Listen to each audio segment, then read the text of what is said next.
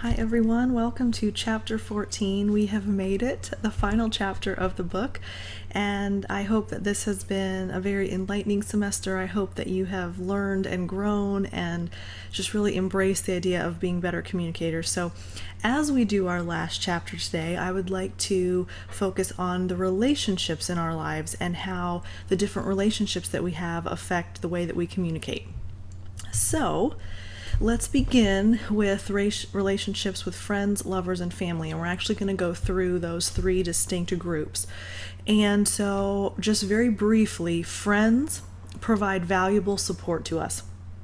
And that can be friends that we've known a very short time, friends that we've known for a very long time, different levels of intimacy between those friends. But friends do provide us with support. Lovers, we have a higher degree of intimacy with, and of course, then attachment, as well as sexual activity and or attraction. And then our family members, which includes spouses, so it doesn't necessarily have to be blood relations. There are many dimensions of those relationships. So we have nurture, support, development of self-concept, etc. All of those benefits of interpersonal communication that we spoke about earlier in the semester all fall under the category of families, because we have so many different facets of people in our lives that are family members.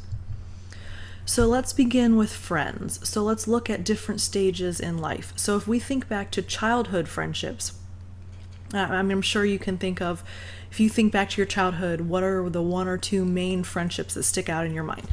Those friendships change as we develop. So the childhood friendships that we had were a certain way, and we change from that as we develop from quick friendships based on those in our presence, because I would argue most of your childhood friendships were from children who went to school with you or who lived in your neighborhood or who were relationships of convenience, like we talked about, and the proximity. So as we move from those relationships in our presence that were quick and easy to establish to developing our sense of power balance, then we learn how to change, and we no longer just establish friendships based on those former categories. Now, when we move into adolescent friendships, we move away from parents, because early in our childhood, a lot of our relationships are contingent on our family. And as we move into adolescence, even preteen and teen years, we move away from our parents and we begin to develop intimacy with peers. And that is where peers take a much more important role, much more significant role. That's actually when peer pressure becomes, at its largest influence in our lives. And interestingly, boys have more friends in general, but girls have closer friends. And so, that may speak to the way that we are raised. It may speak to the way that we're wired genetically, but boys tend to have more friends, so they can count more people on a list, if you will, but girls have fewer but more significant friends. And so if we look at childhood and adolescent friendships, that gets us through most of our school years. Then we move into our adult friendships, and our adult friendships provide emotional support and activity partners. In other words, of course we want emotional support because that's important for us, but even activity partners, it's people that we can do things with. We can go to the movies, we can go to the store, we can go do an activity. I know, my husband likes to golf and we like to go to the shooting range, and so we tend to do those things with people that we have that we consider our friends. So now, granted, I do have a lot of girlfriends who refuse to go shoot a gun, but that's another issue. So adult friendships provide us with the emotional support similar to our adolescent friendships, but then also things, people to do things with. And then our elderly friendships, when we are elderly and we establish friendships, we value old friendships more than developing new ones. So most often the elderly populations will cling to older friendships and not necessarily have a desire or any strong sense of urgency to form new friendships. Not that they can't or won't, but old friendships do take more of a priority. And they tend to maintain a small network of highly valued friends. So elderly populations are not going to have a plethora of friends, but they're going to have a few that they really, really count on and appreciate and value. Okay, so I'm going to give you food for thought questions. What responsibilities do we have towards someone we consider our best friend? Several weeks we've talked about best friendships, and I asked you why is your best friend, and what are the characteristics that make your best friend. But what responsibilities do we have towards someone we consider our best friend? What are those things that we feel responsible to do or to, take care of when we have that friend? And how do your friendships with same age peers differ from those with someone substantially older or substantially younger? And, I actually had a student in former course tell me that her husband was 15 years older than her. And she talked about the difference between her friends and his friends, and how the age gap for the two of them didn't seem too drastic. But when her friends 15 years younger got around his friends 15 years older, it changed the dynamic. So I'm curious what you think about how your friendships with same age peers differ from those that are older or younger. So choose one of those to comment on if you'd like. Now, a little further into the friendship component, friendships exist over time between people who share a common history. We've talked a lot about history and how that plays into communication. People that we like, people that we trust, and we want to share good and bad times with.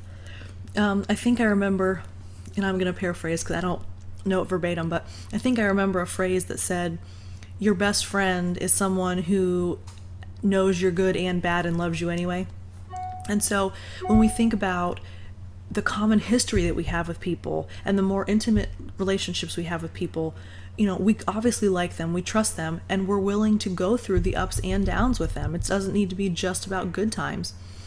Now, if we think about the qualities of friendship, what do we consider components or qualities of friendship? Now, if we, everyone's going to define those differently, and there's no right or wrong answer. But if we think about different types of friendships, that's going to change our answer. So if we think about relationships of choice, they're usually formed with our equals. In other words, if we choose to become friends with someone, that usually is going to be someone on our equal level.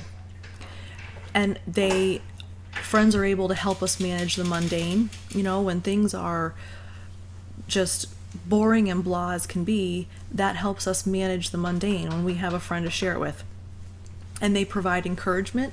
They can bolster self-esteem. We've talked about how our self-concept and our self-worth and our self-esteem all comes from interaction and from communication and that feedback that we receive. So friends serve a lot of purposes more than just being our friend. So let's look at some qualities of friendship. I asked you that, but I would like to propose this list, and you can add or subtract as needed. But how many of these would apply to your friends? If you think of some of your best friends, how many of these are appropriate? Self-disclosure, feeling free to express intimate information. We actually spent a lot of time the last couple of weeks about self-disclosure. You shared your top 10 commandments for self-disclosure. So if you're free to express your intimate information, is that one of your best friends? I would say probably. Openness, honesty, or authenticity, all three of those. Compatibility and similarity. In other words, you have to have things that you have in common, that you have, shared together. Ego reinforcement and self-concept support. Remember, we learn a lot about ourselves through interactions with others. So we further develop our self-concept, we further understand our ego. And that's not to say ego, I'm big-headed ego, but ego, the understanding of who we are. Acceptance of one's individuality. Do your friends accept you fully for who you are, for your unique qualities? Respect. Do you respect each other? Helping behavior. You're willing to lend a hand. And, I've disclosed I need a 12-step program for my addiction to country. And one of the common themes in country songs is that, I'm willing to give you the shirt off my back. And that's the way we were raised. And, anytime you call me, I'm there for you. And so that helping behavior, that becomes something you can count on when you have an established friendship with someone. Positive evaluation. Sorry, God bless me. Positive evaluation. So you're able to see things and assess things positively.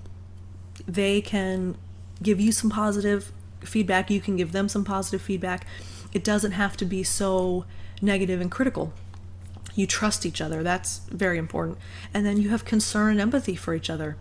So I would assume that if you say, yes, these are qualities of my best friend, that's a healthy relationship. Now, if you don't find some of those in your friendships, you may want to take a little bit of time to ponder why you don't feel that those are elements of your friendship, because those are elements of a healthy quality friendship.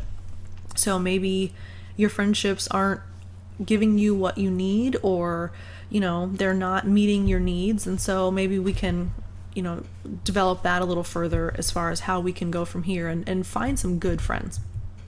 Okay, so that was the friendship section. Let's move into the lover section. So I'm going to pose some devil's advocacy here, I think. Is it love or is it benefits? So I'd like you to briefly, you can write it down or you can just think about it. Briefly describe falling in love. The process of falling in love. If you can just kind of think about what that means or how you would define that. And once you've done that, I'd like you to consider the difference between falling in love and falling in love in terms of intimacy. And I know you're probably going, I've never thought of that. But that's the point. I want you to consider the difference. Okay? And after you've considered those,